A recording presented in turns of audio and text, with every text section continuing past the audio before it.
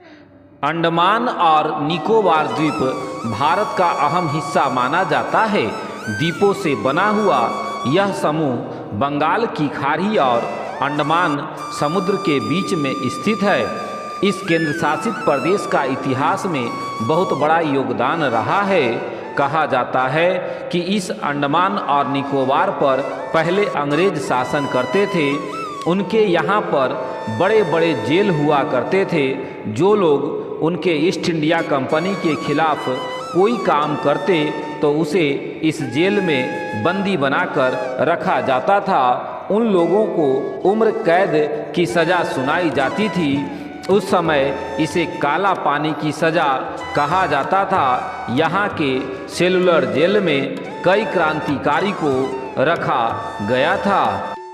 इस केंद्र शासित प्रदेश का इतिहास भी काफ़ी पुराना है।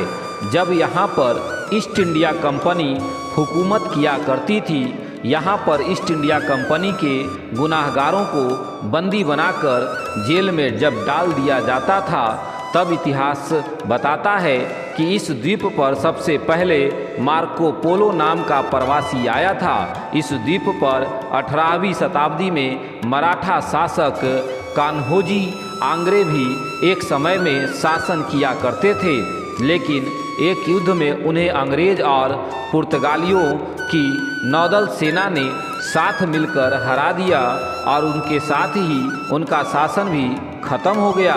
सन 1789 में अंग्रेज़ों ने इस द्वीप पर अपनी कॉलोनी स्थापित की थी, मगर बाद में सन 1796 में उन्होंने इस द्वीप को छोड़ दिया था। लेकिन बाद में 19वीं शताब्दी में अंग्रेज़ों ने इस द्वीप पर कब्जा कर लिया।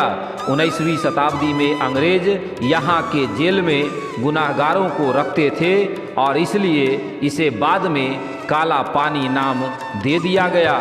इतिहास बताता है कि जो भी इंसान ईस्ट इंडिया कंपनी के खिलाफ जो कुछ भी गुनाह करता था, उसे अंडमान और निकोबार के जेल में भेजा जाता था और उसे उम्र कैद की सज़ा सुनाई जाती थी।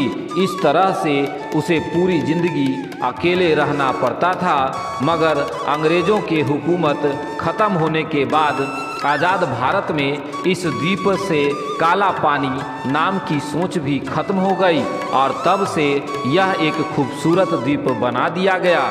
सन 1947 में इसे भारत का केंद्र शासित प्रदेश घोषित किया गया। आज भारत के 7 केंद्र शासित प्रदेश में अंडमान और निकोबार का नाम भी जोड़ा जाता है। इस द्वीप पर लंबे समय से अंडमानी लोग और निकोबारी लोग रहते हैं। यहाँ के सभी लोग की भाषा संस्कृति में बहुत विविधता है।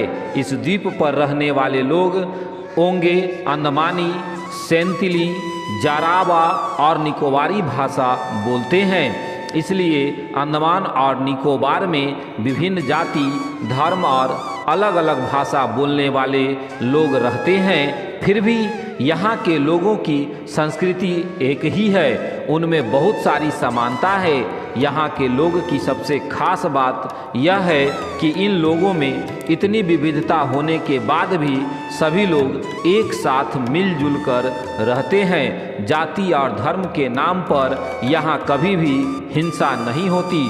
यहाँ जो लोग रहते हैं वे बहुत हजारों सालों से यहाँ पर रह रहे हैं। कहा जाता है कि यहाँ के लोग 60,000 साल से यहाँ पर रह रहे हैं। यहाँ के लोग बाहरी दुनिया के लोगों के साथ बिल्कुल व्यवहार नहीं करते।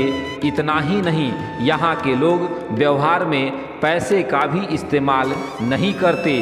वे आज भी पुरानी वस्तु विनिमय पद्धति का इस्तेमाल करते हैं। प्रौद्योगिकी में यहाँ के लोगों काफ़ी पिछड़े हुए हैं। आमतौर पर यहाँ के लोग शिकार करना, फल, शहद इकट्ठा करने का काम करते हैं।